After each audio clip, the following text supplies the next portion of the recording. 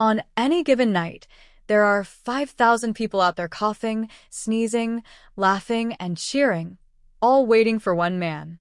Sir Cliff Richard has always been known as the clean-cut Peter Pan of pop. For decades, he was the star who stayed out of trouble, never married, and kept his private life strictly behind closed doors. He was the safe choice, the man who stayed relevant while the world around him changed. But after nearly 30 years of careful silence, the mystery is finally starting to unravel. It turns out that while he was performing for millions, he was also managing a completely different life away from the cameras, one that he kept hidden from even his biggest fans. So, what secret did he keep buried? Why did he choose a path of solitude? And why is the truth only coming to light now? Join us as we uncover the secrets of Cliff Richard's double life, faith, fame, and the choice that changed everything. Welcome to Royal Time of Hollywood. From Lucknow to Tilbury. Long before he was the world-famous star we know today, Sir Cliff Richard started his life as Harry Roger Webb. Born on October 14, 1940, in a hospital in Lucknow, India, his early years were spent in a beautiful but rapidly changing world. His father, Roger, worked a stable job for the Indian Railways, while his mother, Dorothy, looked after the family in a comfortable home in Maqbara. It was a life of comparative wealth, sunshine, and help. But the peace was shattered by the rising violence and political shifts during India's fight for independence. By 1948, his parents realized they had to leave everything behind. The whole family boarded the SS Ranchi for a grueling 3-week journey across the ocean to Tilbury, Essex. This move was a massive shock for young Harry. They went from a nice flat with servants to a simple house in North Surrey. By 1950, they moved into a 3-bedroom council house in Cheshunt. Harry did well in school, but he wasn't looking for a career in books. After finishing his exams, he took a normal job as a filing clerk for Atlas Lamps, spending his days filing papers while his heart was already on the stage. The birth of a rock legend. His father bought him a guitar when he was 16, and Harry quickly became obsessed with the skiffle music craze. He started playing in small school bands like the Quintonas, but he soon realized that Harry Webb didn't have the sparkle of a rock star. In 1958, entrepreneur Harry Greatorex suggested the name Cliff because it sounded strong, like a rock. His friend Ian Samwell added Richard as a tribute to the legendary Little Richard. Now known as Cliff Richard, he formed a band called the Drifters and signed a record deal. During his first session, the bosses wanted him to release a sweet song called Schoolboy Crush. But when they heard a track called Move It, they knew they had a hit. It shot to number 2 in the charts, and suddenly, Cliff was being called the British Elvis. As his fame grew, he had to change his band's name to The Shadows, and he became the biggest thing in music. The cross and the microphone. In 1964, something happened that changed his life forever. Cliff fully embraced his Christian faith. At first, he thought he might have to quit being a pop star altogether. He didn't think a famous singer could be a religious man. He even considered becoming a teacher.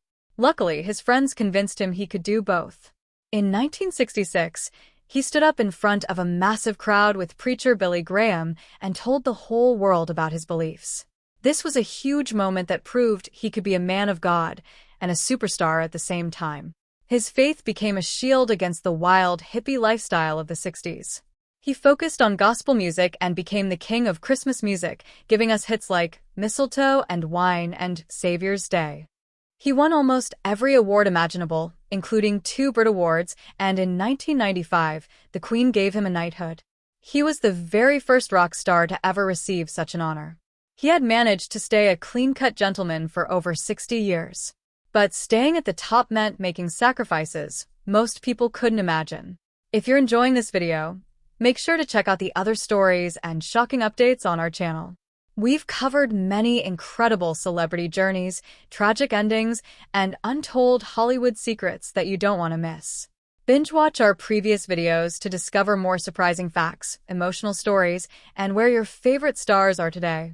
Your support helps us bring you more powerful content like this, so don't forget to explore, watch more, and stay tuned for the next video. The Bachelor of Pop. While his fans were swooning over his love songs, Cliff was privately deciding that his true marriage was to his career. For decades, fans wondered why the Peter Pan of pop never walked down the aisle. He eventually explained that his career simply took up every second of his time. But there were near misses. One of the most famous women in his life was tennis champion Sue Barker. They dated in the 1980s after Cliff tracked down her number and invited her to a concert.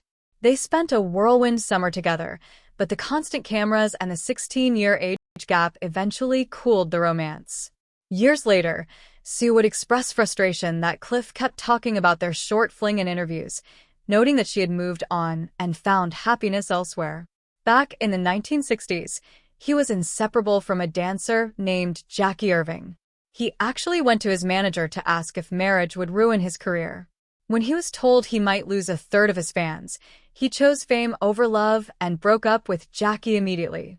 He later admitted to a secret crush on the late Olivia Newton-John, but because she was engaged, he felt he had lost his chance. The day the world turned. While Cliff's life often felt like a sunny musical, a dark cloud moved in during 2014. Shocking accusations were made regarding incidents dating back decades. Sir Cliff was devastated and maintained his innocence from the start. The cases were eventually dropped because there wasn't enough evidence to support them. He was never arrested, but the damage to his spirit was severe. He later opened up about the hate he felt for his accusers and the weight of the nightmare.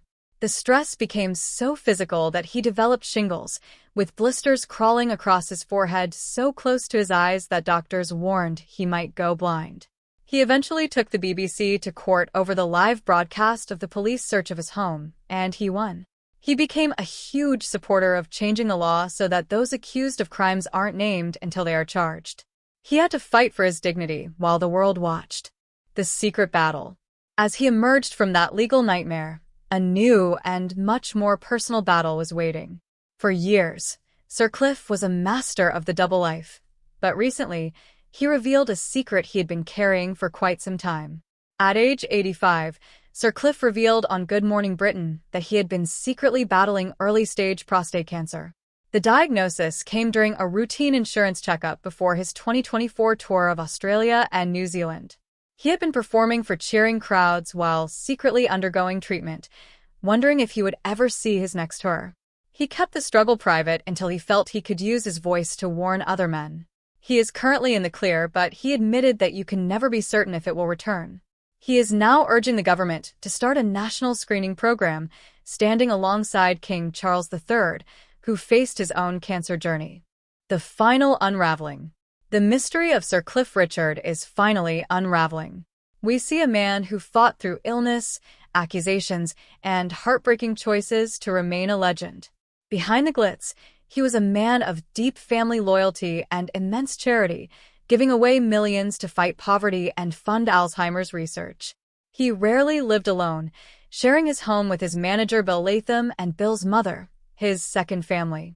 He stood his ground against rumors about his private life, refusing to marry just to please the public. For nearly 30 years, he managed a unique, private existence that allowed him to give his all to his fans. What's your favorite song by Cliff Richard? Do you think he made the right decision by putting his career before everything else? Share your thoughts in the comments below. We'd love to hear your opinion.